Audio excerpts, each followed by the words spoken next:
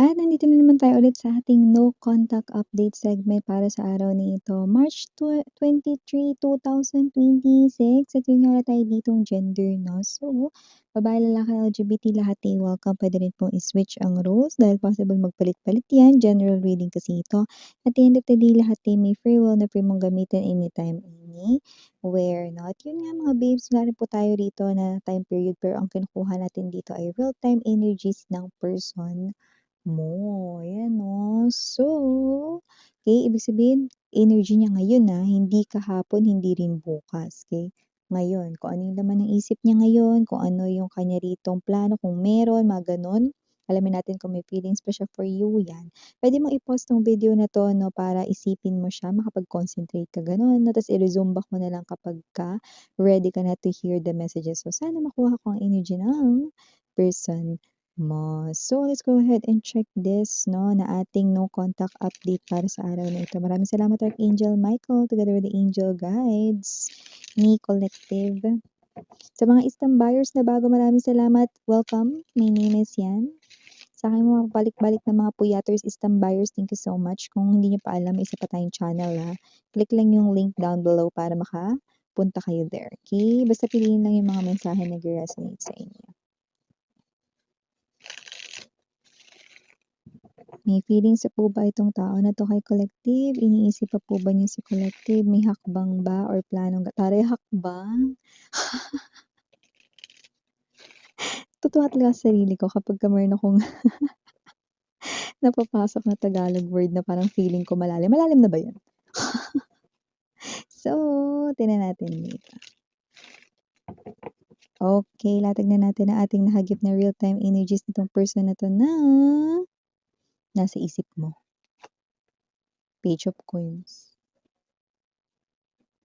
Pick up only the messages na resonate sa inyo, iwan ng iba kasi baka yun ay para sa ibang viewers naman. Huwag niyong lahatin mga babes, so kung di niyo bet ang mensahe, huwag niyong kunin. Three of Coins, Star card energy. King of Coins, from page to the King of Coins, We also have here the King of Cups. Seven of Swords. Okay, I just heard 10. Bottom of the deck, 7 of Coins, Lovers, and the 4 of Swords. Okay. Okay, listen. Okay. For the next 10 days, yes, tapat na yun mga babes. Tari parang nasa palengke lang, tapat na miss yan. Tapat na.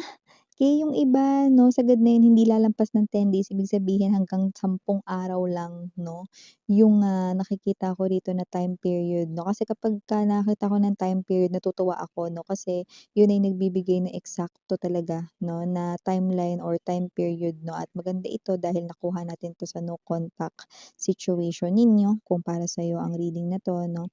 So, ang energy ng person mo rito 'no, in 10 days or sa loob ng 10 araw dito, puwede rin namang mas mababa diyan, tapat na. Ay kokontakin ka nitong person na 'to. Actually, kasado na ang kanyang plano rito 'no. So, definitely magpaparamdam ito sa'yo na magme-message ito sa'yo 'no. Kokontakin ka nito 'no, 10 araw mula ngayon, okey, or sa loob ng 10 araw, 10, ayan o, 10. Or pasok sa 10 days 'no, puwede yang 5 days, puwede ring 3 days 'yan 'no, puwede ring 2 days, puwede rin 9 days, basta hindi lalampas na ng 10. Okay, ibig sabihin, itong person na 'to 'no, ay high chance na kikilos 'no, wala pang 1 linggo after mong marinig ang mensaheng ito 'no. Nakikita ko dito na itong person na 'to na kumo-connect sa'yo 'no, ay walang iba kundi ang person rito 'no, na hindi kayo pinahalagahan way back then 'no, at siya ay umiskapo 'no, at high chance na nasa piling siya ngayon ng iba, pero nakikita ko na malapit na siya na umalis sa poder ng tao na yun or malapit na siya makipaghiwalay, makipag-break doon. Plano niya na yun dito 'no. So, nakikita ko dito na kung sino man 'tong energy na 'to na ito yung klase ng energy with this blue film 'no, with the Page of Coins energy. Nakikita natin dito 'no, na itong person na 'to 'no, ay nagdadalawang isip na sa kanya ritong partner ngayon. Yung iba nakuha ko dito third party yung partner niya ngayon, third party ninyong dalawa 'no. Okay, dati 'no. Yung iba naman kung hindi ito third party puwedeng nakarelasyon niya ito after ninyong maghiwalay or mag-break. Pero nakikita ko dito na malapit na rin siya makipaghiwalay dito kasi, mas naiisip at mas na-realize niya ngayon 'no, na mas mahal ka niya or ikaw yung kailangan. Taray! Kailangan ka niya. Kaya kasi I'm hearing that song. Nagtatanong ang isip, hindi raw maintindihan kung anong nararamdaman. Yes, South Border, 'no? So, ibig sabihin kung sino man 'tong energy na 'to na nagtatanong ang kanyang isip dito, hindi niya na naiintindihan, na-confused na siya rito kung sino talaga ang tunay niyang mahal at ngayon ay siya is sure or sigurado na, 'no? Suregurado na yun ang gusto ko ditong sabihin, 'no? Sigurado na siya ang kanyang minamahal ay walang iba kundi ang kanyang pinagtaksilan. Ay. Sigurado na siya that with the Seven of Swords energy, King of Coins, 'no, and the King of Cups, 'no, ang minamahal ay ikaw. Okay? Ikaw yung nakita ko ritong pinagtaksilan, ikaw rito yung nakita kong iniwanan niya, kaya nakikita kong magbabalik ito. Ikaw ang kanyang babalikan at meron siya ritong isang iiwanan. Taray, parang kanta lang. Isang babalikan, isang iiwanan. Tama ba? Ayan buti naman 'no at hindi na magsasalawahan. Lovers card energy, Seven of Coins energy, nakita ko dito na naghintay talaga siya rito ng perfect timing. Parang may hinintay siya ritong matatapos or may natapos rito na yun yung hinihintay niya na after nun para hindi siya rito makagulo 'no. Kasi kung kunyari kasi yung iba hindi naman yun yung third party na nanggulo sa inyo dati yung karelasyon niya ngayon.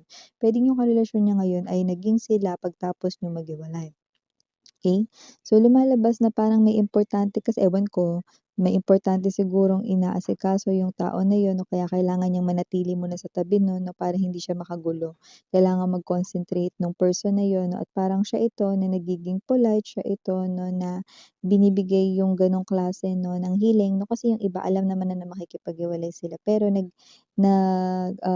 ask or humingi rito ng extension 'no, na parang after na lang siguro ng audition ko para hindi ako magkamali or after na lang rito ng importanteng ganyan. Yung iba hindi naman alam na makikipaghiwalay sila 'no, pero kinukutuban na. Yung iba naman 'no ay, puwedeng hindi naman literal na nag-a-ask ng favor dito pero alam ng person mo kung ano yung importante. Basta parang may importanteng kailangang gawin, asikasuhin 'no, ta's parang pagtapos na lang nun, yun yung hinihintay niyang mag-end 'no, para, um tawag nito, masabi niya rito 'no, yung bagay na alam niya na nakakalungkot for this other person, 'yan 'no. Kung yun yung person na naka-relationship niya after niyong mag-break ka. Pero kung yung ka-relationship niya naman ngayon ay ang third party 'no, yung hinihintay niya rito 'no, na matapos or mag-end 'no, is importanteng matter na puwedeng may kinalaman sa papers, 'yan 'no. Yung papers nakuha ko rito yung word na purchase, so parang meron silang pinurchase both na puwedeng hati sila dun. So, parang siyempre alam niyo naman 'no, may mga ibang involved dito, may proseso yun. So, parang iniintay niya muna yung time na yun bago siya gumawa ng paraan. Siguro nasa loob na lang ng 10 days yun 'no, at end na rin yun. So, yun yung hinihintay. Iba naman walang kinalaman sa, papers. Yung papers kasi puwedeng purchase yun, 'yan 'no. Pero yung iba 'no, na medyo kunwari ikinasal sila ro'n 'no, may kinalaman siguro sa filing of papers, annulment 'no, 'yan or mga gano'ng bagay. Okay. So, maliban diyan 'no, nakikita rin natin dito that with this Seven of Swords energy, possible na itong person na 'to 'no ay gumagawa rito 'no ng parang hindi niya pinapaalam dun sa other person na baka ikaw ay kanya pinupuntahan 'no, tinitingnan 'no, sa di kalayuan, tinatanong, mga ganyan 'no, taking glances dito, mga gano'ng bagay 'no. Pero yun ay, parang ginagawa niya rito 'no, hindi para bantayan kayo, kundi para, alam mo yun 'no, malaman dito kung kamusta na kayo or kung ano yung inyo rito na sitwasyon ngayon, 'yan. So, ganon ko nakikita itong person na ito who happens to be your ex-lover 'no. So, lumalabas dito with the Four of Swords energy, okey. Nakikita ko rito na itong mga nakaraan ay nagkakaroon na siya rito ng maayos na tulog. Itong mga nakaraan kasi 'no, itong mga, past few months nahihirapan siya rito makatulog kasi hindi pa siya makagawa ng solid na what's this, solid na plano kung anong gagawin niya dito sa situation niya here with you guys. Pero ngayon kasi buo na, kaya nga bumaba na lang sa 10 days ito, 'no, na parang, time 'no, para kayo ay magkausap dito 'no. So nakikita natin dito na itong tao na 'to 'no, ay someone na magbabalik loob sa inyo. And kagaya ng word kanina inuulit ko, tapat na miss yan, tapat na ano, yeah, the word tapat is also giving me this kind of message 'no, na ano man yung sasabihin niya sa'yo, nagiging tapat rin siya at totoo sa kanyang mga pananalita or words dito. So, makakaasa ka na yung kanya ditong pakikipag-communicate sa'yo 'no, hindi maaksaya rito yung oras mo dahil hindi ko nakikita na ito ay, may hocus-pocus or may iniiba siya diyan or whatever 'no. Nakikita ko dito that this person really wants to heal the connection. So, babanggitin niya rito yung mga right words na talagang, yun talaga yung nangyari or yun talaga yung as in deserve mo na marinig, 'yan.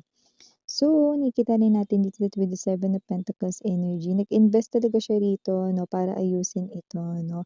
Actually 'no, todo na talaga yung effort niya rito pero talaga, meron talaga ditong kailangang intayin 'no, na time period. May sinasabi kasing gano'n dito. Pero okey na 'yan kasi, mababa naman na sa 10 days yung iintay niya rito, eh, 'no. So, definitely, this person right in here 'no, within 10 days na I'm seeing him or her reaching out sa'yo. At high chance 'no, na marami sa kanila na personal nila itong gagawin, 'yan. So, lumalabas din dito 'no, that this person right in here ay, may mga ibabalita rin kung maganda ang maging, pag-uusap ninyo, ibabalita or sasabihin niya kasi nasa isip niya rito. 'Pag naging maganda yung pag-uusap ninyo, babanggitin niya rito yung magandang nangyari sa kanya sa trabaho or sa pera niya or sa negosyo kung negosyo yun, okey? At ikaw ay i-invite niya rito 'no, to travel kasama siya, okey? Para mapunan yung mga oras na nagkawalay kayong dalawa, yun 'no. Kumbaga parang date gano'n, na travel 'no, cruising together. "Baby, let's cruise," yun 'no. Okay, so kung sino man 'tong energy na 'to, 'yan nakikita ko dito. Okay, maaari kayong mag-travel, 'yan 'no. So, puwedeng 'yan ay airplane, parang malayo yung pupuntahan ninyo, airplane or karagatan ito, yung nakikita natin 'no, and you will spend, mga ilang days dun, gano'n. Okay, kung magiging maayos ang inyo ritong pag-uusap, okay. So, whatever the case may be, nakikita rin natin dito that with the star, may energy rin itong person na 'to 'no, na sana yung wish ay mapagbigyan dito. Okey, kasi wala naman siya ditong hinahangad 'no, na parang, malaking bagay mula sa'yo. Kahit na yung parang chance na kahit hindi ka masyadong sure, eh, basta 'pag binigyan mo siya ng chance 'no, kahit hindi ka sure kung tatanggapin mo yun, pagpapasalamat niya na din daw yun with the star card energy. This person is praying even for that little or bit 'no, kahit bit lang 'no, little bit lang ng inyo rito 'no, na permission or chance 'no, na i-prove niya ang kanyang sarili sa'yo. Page of Coins energy, aminado na siya ay naging immature way back then at talagang nakita kong tinama niya naman ito, okey. At kung sino rin 'tong energy na 'to 'no, ang laki rin talaga rito 'no, ng, ipinagbago ng kanyang itsura 'no. Kung dati fresh siya 'no, talagang dumaan siya sa stage ng na-haggard siya. Haggard look ang nakita natin dito. Pero okey na, bumabawi-bawi na, bawing-bawi na dito 'no, kasi nga parang nare-refresh niya ngayon yung isip niya, kaya yung skin niya rito bumabalik na rin 'no, kasi nga nagawa niya na ritong ayusin yung mga bagay na dapat ayusin, okey. So, yun na lang yung natitira. Yung hinihintay niya rito na time period na mababa na sa 10 days at yung hinihintay niya rito na sagot mula sa'yo pagtapos ng lahat ng ito. Pero siyempre nasa inyo pa rin 'yan 'no, nasa inyong mga kamay ang kapalaran niya. Kung bibigyan mo siya ng chance or hindi, nasa inyong mga kamay, okey? But definitely expect message coming from this person here within 10 days. So, initials we have here tatlong capital letters, P, T, A, at small letters M, I, K, O, O. Miko. Ayan, baka Miko ang nickname or Miko ang name niyo. Just take only what resonates. We also have here E, S, T, and last but not the least, B as in boy. So, ito yung mga mensahe right here for you guys. Again, I'm Yuriana on me. For the girls, Ninyana Duna. For the boys, Sarang Hayalap in Light. Anyong.